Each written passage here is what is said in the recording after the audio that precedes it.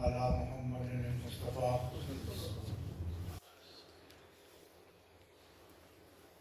الصلاۃ والسلام علیک یا رسول اللہ وعلی آلک و اصحابک یا حبیب اللہ۔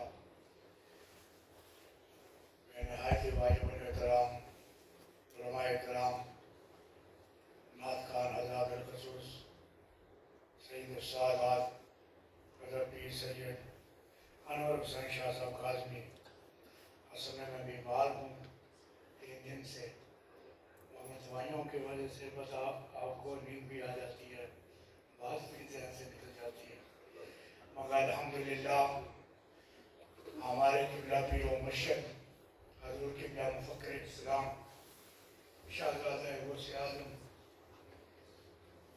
مجدد اعظم پیر سید عبدالقادر شاہ صاحب جیلانی رحمۃ اللہ علیہ کی آج 40ویں چہرم کا ختم پاک ہے، اور حضرت ابوبکر صدیق خلیفہ رسول یار غار ہزار یار کا آج بھی ان کا یوم دن منایا جا رہا ہے۔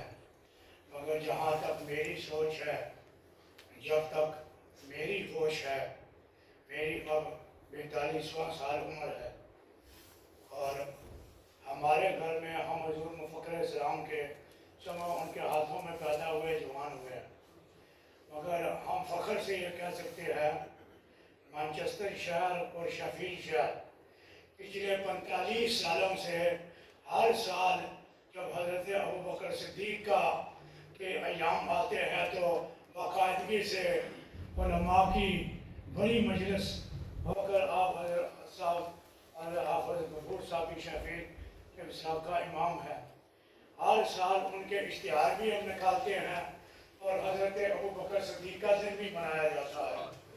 یعنی قادریہ جیلانیہ کے حلقے کو کوئی یہ نہ کہے کہ ہمیں اس بات کی ضرورت نہیں ہے کہ ہم بتائیں کہ ابوبکر صدیق کا ہم دن مناتے ہیں، بلکہ قوم نے ان سے سیکھا ہے۔ قوم نے حضرت ابوبکر صدیق کے فضائل اور ان کا دن منانا اور ان کی شان بیان کرنا اور ان کا تعلق جو آل بیت رسول کے ساتھ تھا وہ صرف اور صرف حضور مفکر اسلام کی زبان سے سنا ہے۔ مانچسٹر یہ شہر ایسا شہر ہے کہ سنیت کا پودا یہاں لگایا گیا ہے، یعنی پہلا جو سنیوں کا میلاد النبی کا جلوس یہاں نکالا گیا ہے چھوٹے پیمانے پر، اور وکٹوریہ پاک کی مسجد کو جو وہابیوں سے آزاد کرائی وہ حضور مفکر اسلام نے کرائی، اور جنہوں نے ان بدعقیدوں کو ڈانگیں ماری تو وہ میرے والد صاحب تھے۔ یعنی اوپر سے چند ساتھی تھے جو شفیل سے آئے تھے، جن میں ظفر قادری تھے، ہمارے آفتاب خلیفہ آفتاب قادری تھے، اور چند اور ساتھی تھے۔ انہوں نے کہا یہ بہت ہم تھوڑے ہیں، تو اوپر سے جب نیچے جانے لگے تو کہا کہ ان کو کیا پتا ہم تھوڑے ہیں کہ زیادہ، ہم اکٹھے جائیں گے یہ بھاگ جائیں گے۔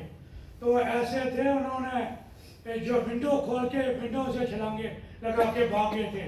تو وہاں سنیوں کا جب مناظرہ ہوا تو پیر صاحب نے کہا عربی میں بات کرو، تو وہ عربی میں نہیں بات کر سکا، اور شفیل میں غوثیہ مسجد کے اندر بدعقیدہ آئے تھے اور انہوں نے سوال لے کر آئے تھے، جب والد صاحب کو دیے تو والد صاحب نے کہا کہ یہ حضرت صاحب کو دیتے ہیں۔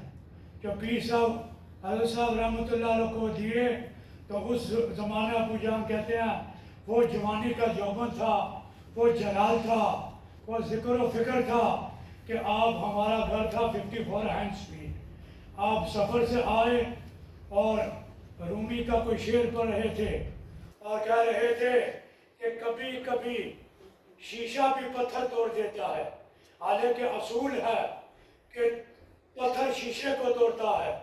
تو صبح جب جاگے تو باہر دیکھا کہ شیشے پر نشان ہے اور باہر پتھر ٹوٹا ہوا ہے۔ یہ حضور مفکر اسلام کی کرامت تھی کہ وہابی آئے تھے، انہوں نے کہا یہاں شاہ صاحب سوتے ہیں رات کو، یہاں پتھر پھینکتے ہیں شیشہ کیونکہ وہ زخمی ہوں گے۔ تو پیر صاحب نے کہا یہ مناظرے کے سوال ہے. تو جب وہ سوال کیے تو مناظرہ بولٹم میں طے ہوا. شفیع میں حضرت صاحب گئے تو حضرت صاحب نے کہا کہ آج دیکھیں گے کس کی چوریاں کمتی ہے. تو جب اسٹیج پر گئے تو وہ مولوی خالد وہ مانچسٹر کا تھا جو بندی، اس نے کتاب ہاتھ میں اٹھائی ہوئی تھی. تو وہ کیسر ابھی بھی میرے پاس موجود ہے اور وہ تحریر جس پر انہوں نے ہار کے سین تھے کہ ہم ہار گئے ہیں. تو وہ کتاب بھی کانپ رہی تھی. پھر سامنے کا دیکھ لو کس کی چوریاں کانپ رہی ہے.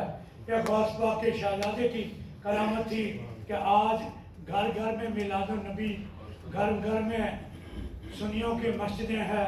یہ حضور مفکر اسلام کی یہ کاوشیں ہیں، ان کی محنتوں کا نتیجہ ہے. اور جو بھی ان کے شاگرد ہوئے ہیں یا مانچسٹر میں تو آپ ہر مہینے آتے رہے، وہ سب برکات حضور مفکر اسلام کے تھے یا کسی اور بندے کے نہیں تھے. کیونکہ میں چھوٹا سا آتا رہا ہوں تو ہم یہ سب دیکھتے آئے ہیں. اور اللہ ہم سب کو نبی پاک کے ہر صحابی کا احترام کرنے کی توفیق عطا فرمائے. اور حضور مفکر اسلام کے وہی ملفوف ذات ہے جو ابھی صاحب حافظ صاحب علامہ صاحب نے بیان کیے ہیں. اللہ مجھے اور آپ کو عمل کرنے کی توفیق.